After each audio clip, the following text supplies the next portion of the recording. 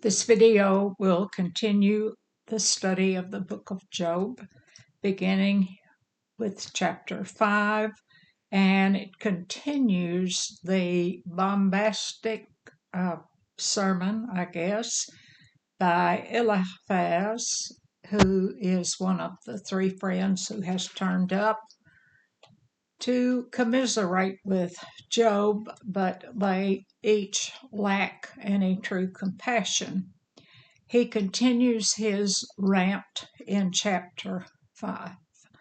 Verse 1, "Call now if there be any that will answer thee, and to which of the saints wilt thou turn?" Oh, could you call on some angels, some holy ones, he is asking. 2, "For wrath killeth the foolish man, and envy slayeth the silly one." So he is saying anger kills and envy slays the silly one. So, Job, how are you in this condition? 3, "I have seen the foolish taking root, but suddenly I cursed his habitation." 4, "His children are not far from safety, and they are crushed in the gate, neither is there any to deliver them." There's no judgment for the children, the gate being the place of judgment. So he is telling Job that he is both silly and foolish, and there will be no judgment for his children. 5, "Whose harvest the hungry eateth up, and taketh it out of the thorns, and the robber swalloweth up their substance." So, Job, you are stripped clean. 6, "Although affliction cometh not forth of the dust, neither doth trouble spring out of the ground." Trouble doesn't just come from nowhere, up out of the dust and out of the ground. And he's saying there's a reason for this trouble, Job. 7, "Yet man is born unto trouble, as the sparks fly upward." Yes, the sparks flying upward is related to 11:21, strong word meaning sun, and 7565, reshaf in the Hebrew, flashing through the air. So these sparks are in the Hebrew, in the original language, Satan's children. 8, "I would seek unto God, and to God would I commit my cause." Now this is the first piece of any kind of good advice coming from this descendant of Esau. 9, "Which doeth great things and unsearchable, marvelous things without number."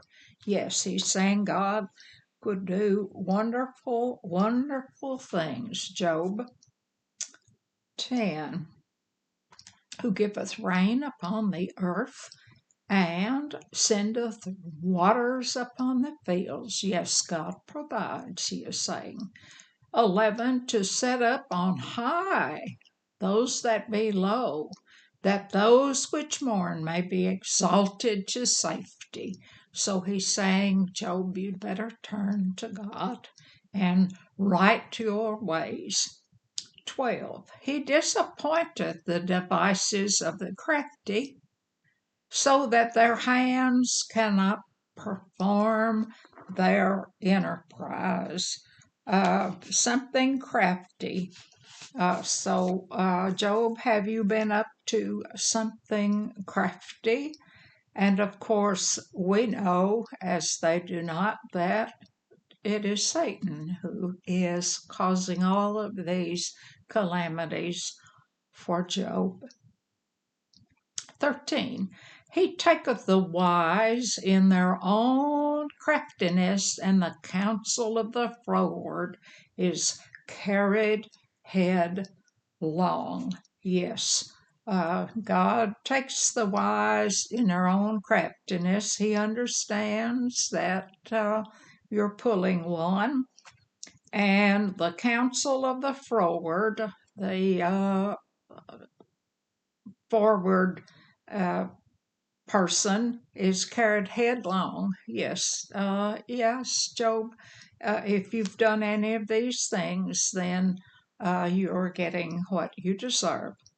14. They meet with darkness in the daytime and grope in the noonday as in the night. These persons are in sin and they cannot see and they grope. 15. But he saveth the poor from the sword, from their mouth, and from the hand of the mighty. He's saying now God can save, and he's saying maybe we get what we deserve.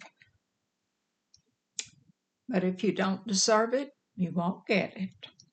16. So the poor hath hope, and iniquity stoppeth her mouth. Oh, does sin ever shut up?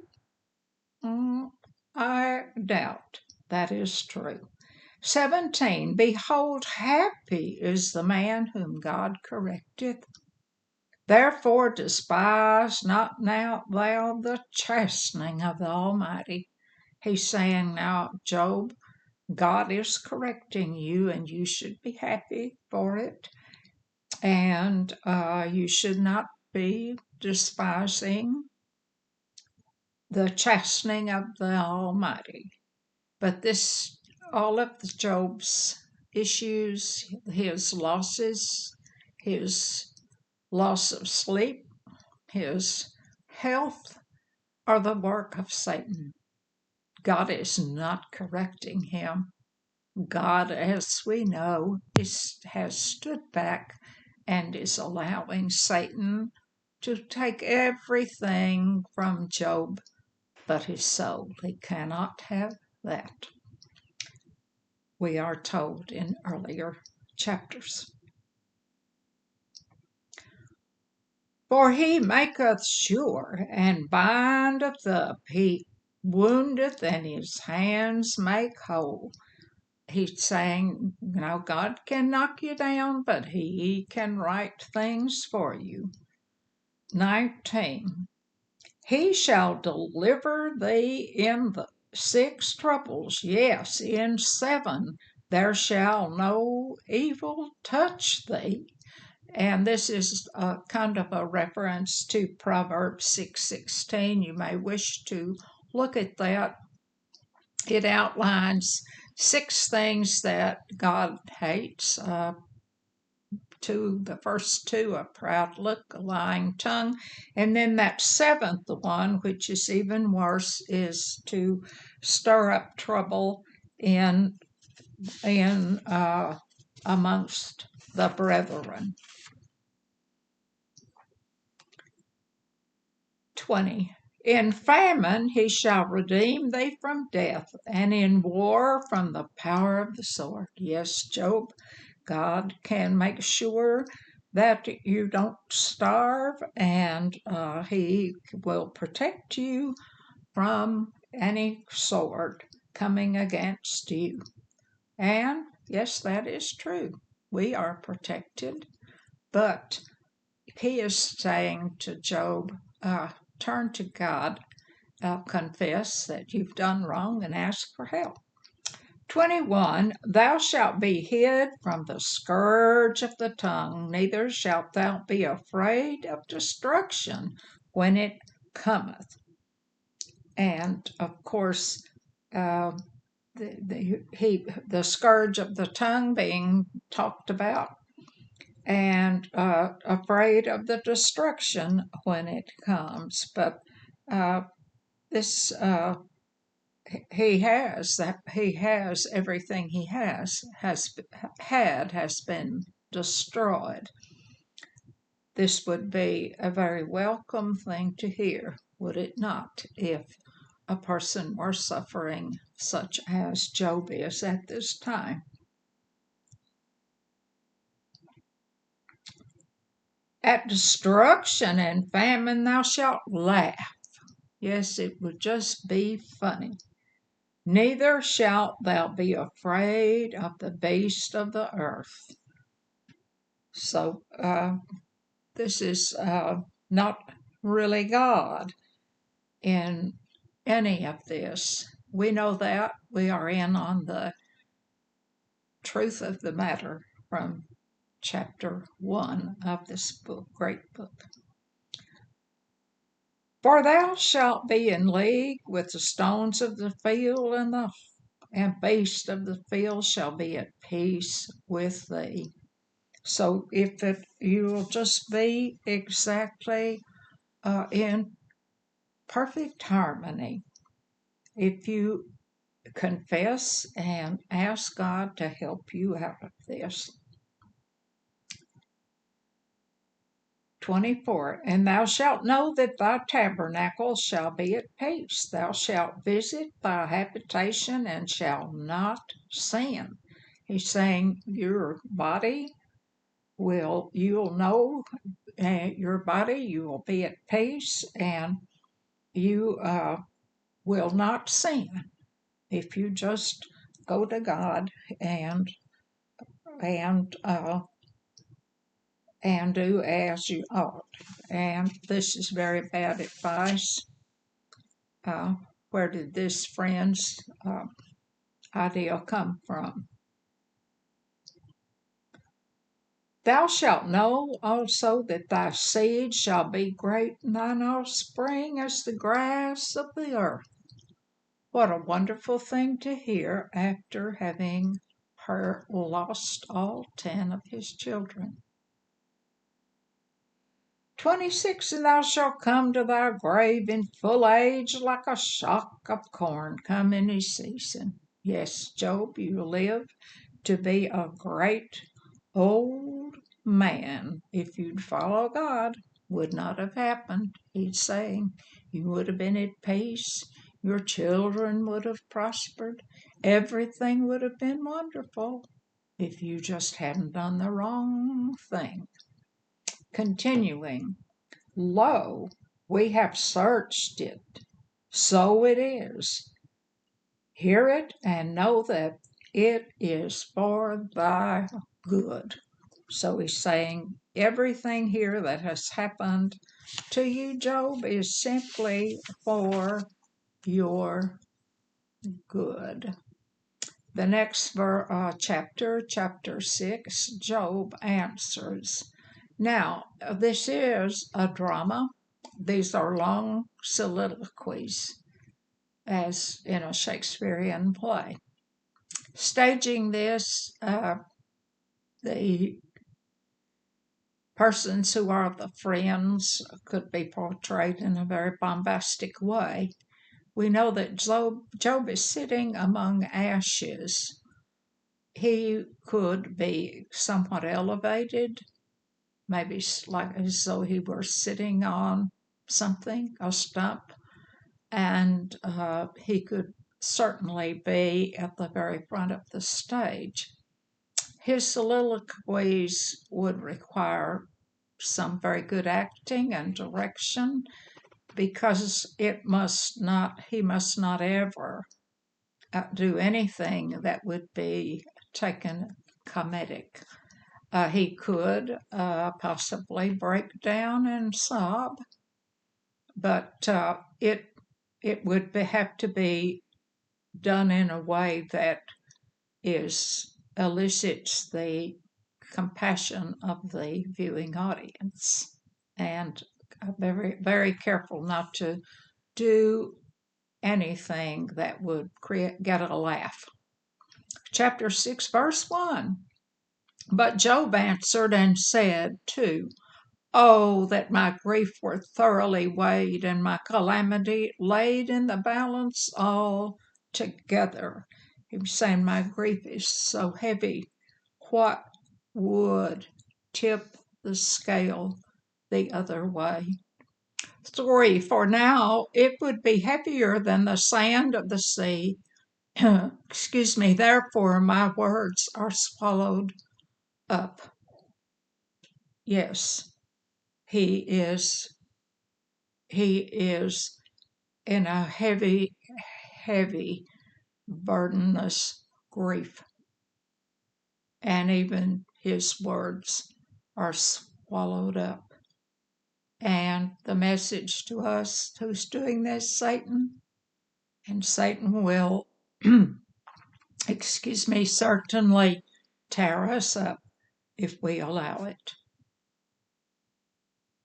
For the arrows of the Almighty are within me, the poison whereof drinketh up my peace. The terrors of God do set themselves in array against me. Did God do this?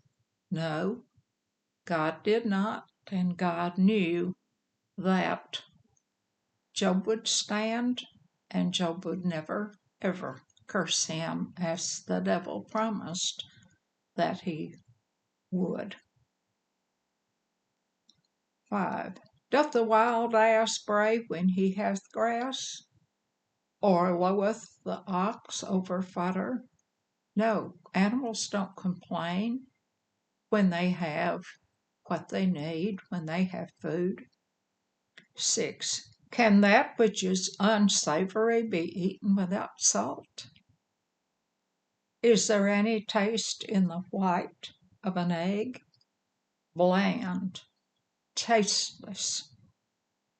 7. The things that my soul refused to touch are as my sorrowful meat. These are totally uninvited. Things I never ever touched are now what I have to feed on. 7. 8. Oh, that I might have my request, and that God would grant me the thing that I long for. Yes, he says, God, I wish I could have what I long for.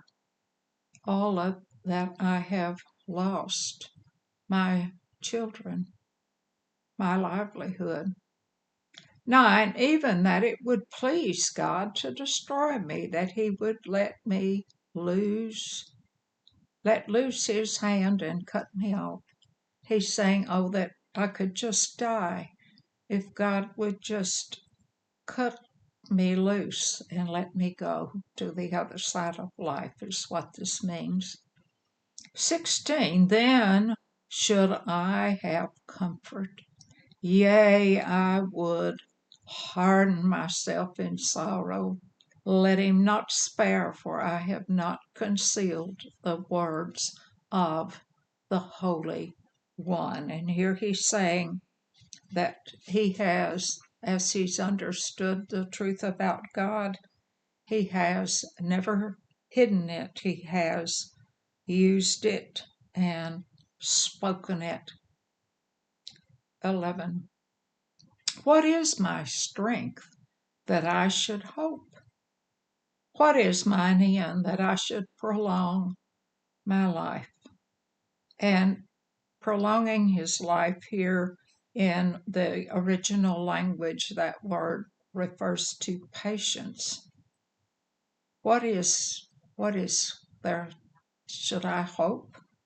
And patience. And of course, we know that Job has been cataloged as a patient person. 32, is my strength the strength of stones, or my flesh of brass? He's saying, I'm just human. I'm not like brass. I'm not like a rock.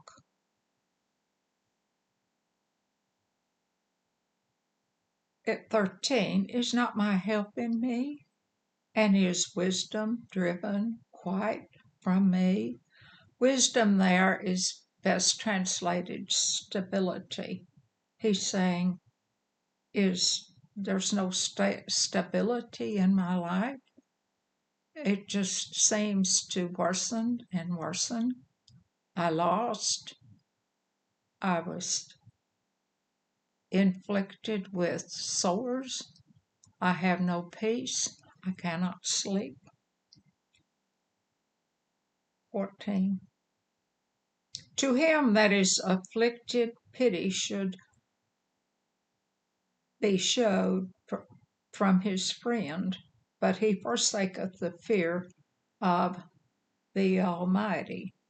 Yes, you would think that these friends would be showing some kind of pity if they are friends. He is rather catching on to these,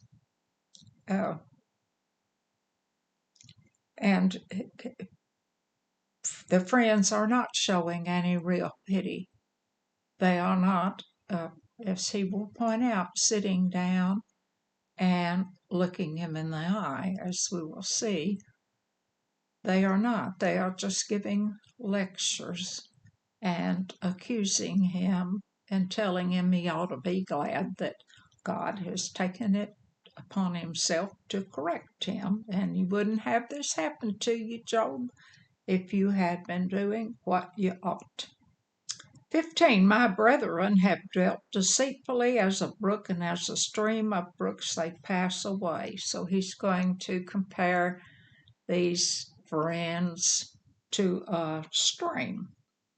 And they pass away as brooks. When you need a brook, it might not be there, as he will point out, which are blackish by reason of the ice, and wherein the snow is hid. In foul weather, there's no water there. 17. What time they are wax warm, they vanish. When it is hot, they are consumed out of their place. So he is saying here, in the hot weather, they dry up, and in the desert, a stream can suddenly go underground. And so it just will not be there when it is needed. 18. The paths of their way are turned aside. They go to nothing and perish. So the Tema, the desert, we will see in the next verse. As the troops of Tema, the desert, looked, the companies of Sheba waited for them. 7 companies, and yes, he's saying, I'm like the troops of Tema. 20. They were confounded because they had hoped. They had come thither and were ashamed. Yes, they had trusted and were put to shame, comparing himself to that. 21. For now you are nothing. Ye see my casting down and are afraid. So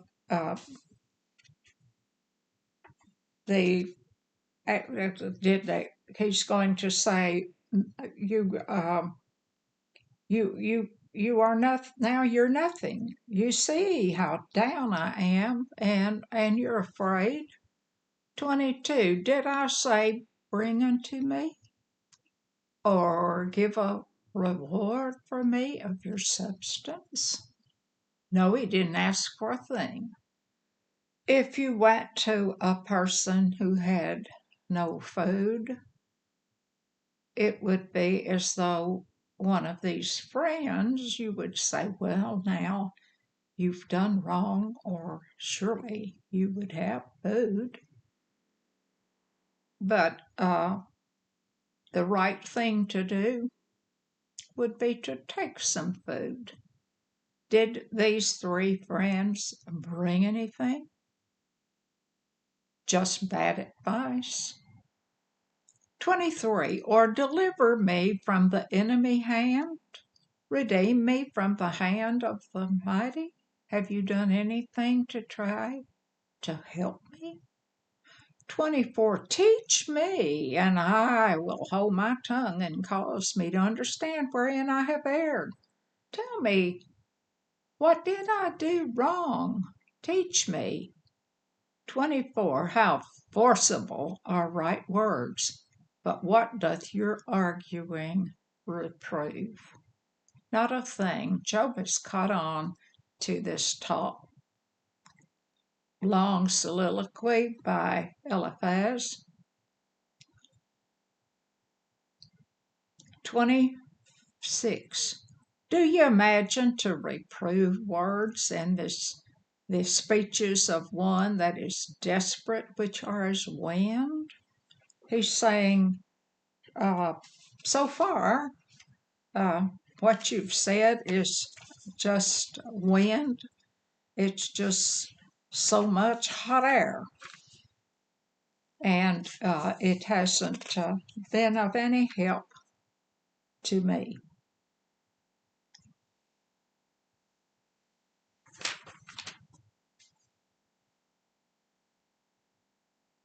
27. Yea, ye overwhelm the fatherless, and you dig a pit for your friend. You've just made me feel overwhelmed, and you've just dug a pit. You are thriving in my wretchedness, and you haven't done anything to assuage it other than to argue and to preach. 28. Now therefore be content, look upon me, for it is evident unto you if I lie. He said you ought to know you can't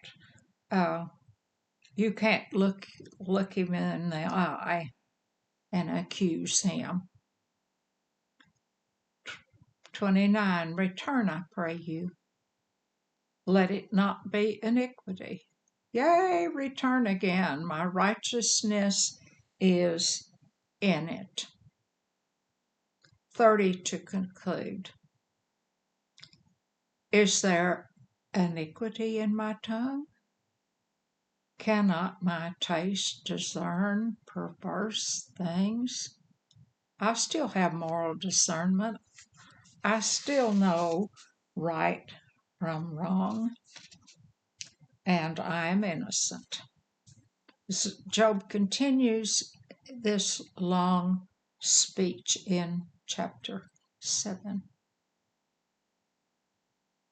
Is there not an appointed time to man upon the earth?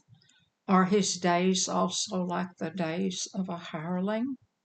Yes, God knows Satan, and he knows Job from the very first age, and we have a mortality, and man, there is mortal man, Enosh in the Hebrew, mortal man, an earthly man.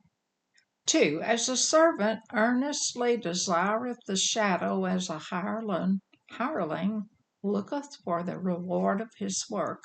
That word desireth in the Hebrew is akin to panting, and this would be a servant who may have been out in the hot midday sun, and he's panting for the shade, the shadow. And as a hireling, someone who has worked hard and long wants a reward. 3. So am I made to possess months of vanity, and wearisome nights are appointed to me. Vanity there means empty, months of emptiness. And now he's saying he has wearisome nights. Satan's working in his mind and attacking his peace. 4. When I lie down, I say, when shall I arise and the night be gone? And I am full of tossings to and fro and the dawning of the day. So he is has no sleep. So Satan is pinging him hard, as he will ping us if we allow it.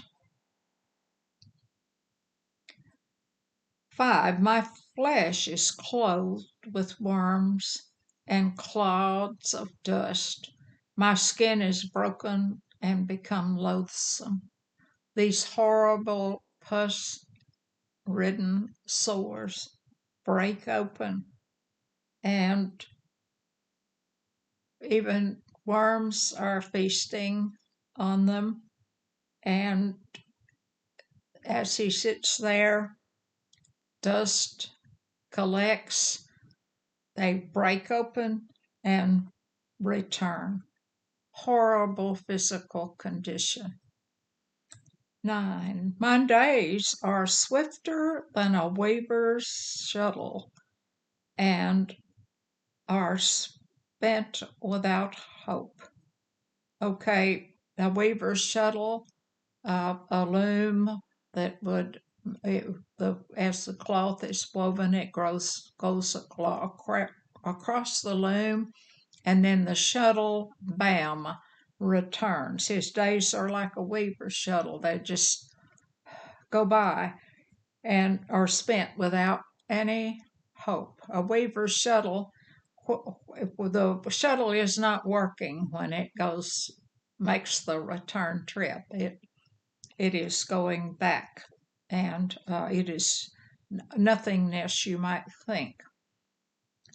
The returning to begin the course once again across the loom. 7, oh, remember that my life is wind. Mine eyes shall no more see good. He's saying it's just like wind, ruach, spirit. All I see, I have no enjoyment. So Satan is robbing him of everything but his soul, which God said he could not have.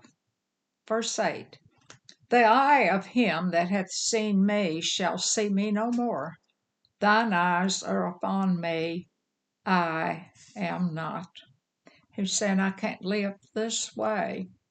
The earthly eye doesn't see the spiritual man that is seen by God.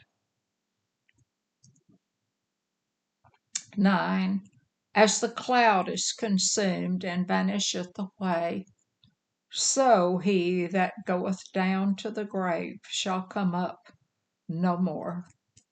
And the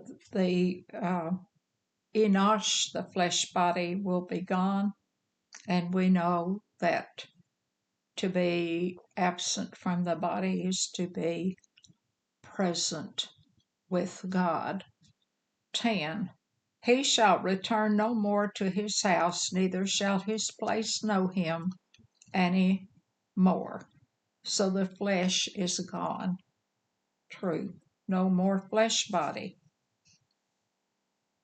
11, therefore I will not refrain my mouth. I will speak in the anguish of my spirit. I will complain in the bitterness of my soul. He's rather getting a negative attitude here, and a bad attitude can take over our lives. And when we expect bad things to happen, they have a way of happening. Am I a sea or a whale that thou settest a watch over me? In other words, a sea, it has a boundary. A whale has a boundary and in bounds. And he is asking here in bounds in the Hebrew. And he is saying, why is this happening? He's trying to understand. I know that I have not done wrong, and he never does ever accuse God. 13, when I say, my bed shall comfort me, my couch shall ease my complaint. 14, then thou scarest me with dreams and terrifiest me through visions. Even Satan is getting into his dreams, horrible nightmares. 15, so that my soul chooseth strangling and death rather than life. He would just rather be dead. 16, I loathe it. I would not live away. Let me alone, for my days are vanity. My days are just empty, nothing, hurt, everything gone, physical pain, emotional pain, and no peace. 17, what is man that thou shouldest magnify him, and that thou shouldest set thine heart upon him? Man there once again is mortal man,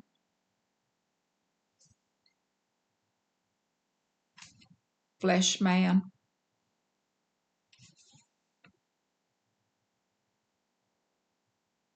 18, and that thou shouldest visit him every morning and try him every moment.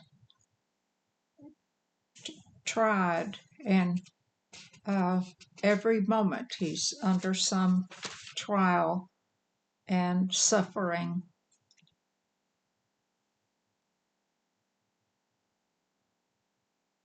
19,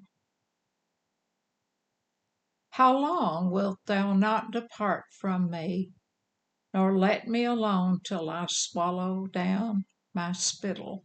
And that's an idiom, to swallow.